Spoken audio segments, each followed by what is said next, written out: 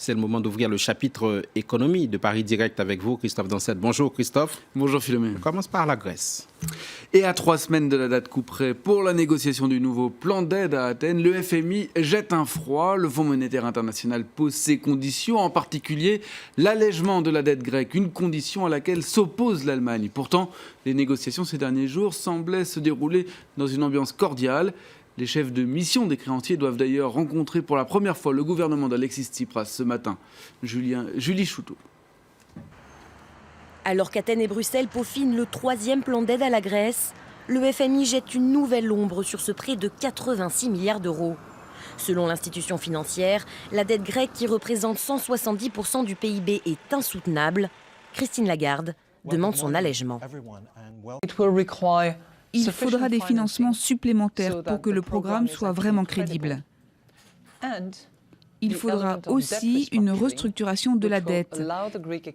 Cela permettra à l'économie grecque non pas de marcher sur 2 jambes, mais sur 4, c'est-à-dire des réformes fiscales, structurelles, des financements et une restructuration de la dette. D'un côté renflouer les comptes, de l'autre alléger la dette, une position qu'ont toujours soutenue certains pays européens comme la France. L'Allemagne, elle, s'y est toujours formellement opposée. Mais tous les créanciers sont d'accord, de nouvelles mesures d'austérité devront accompagner ce nouveau prêt.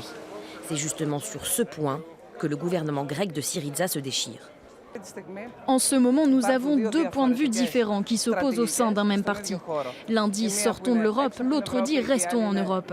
C'est évident que ces 2 positions ne peuvent pas coexister à un niveau gouvernemental.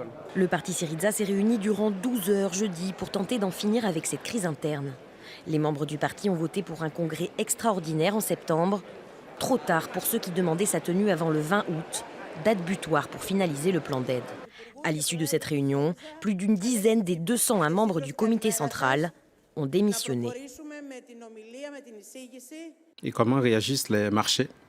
Eh bien, en Asie, ce n'est pas la Grèce qui préoccupe, mais toujours la Chine. Résultat, la tendance est mitigée. Shanghai cède un peu plus d'0,5%. Séoul et Tokyo sont à l'équilibre. Comme vous pouvez voir, seul Séoul est réellement orienté à la hausse. Un réajustement après une semaine difficile. Un mot de l'économie tunisienne. La croissance en Tunisie a fortement reculé.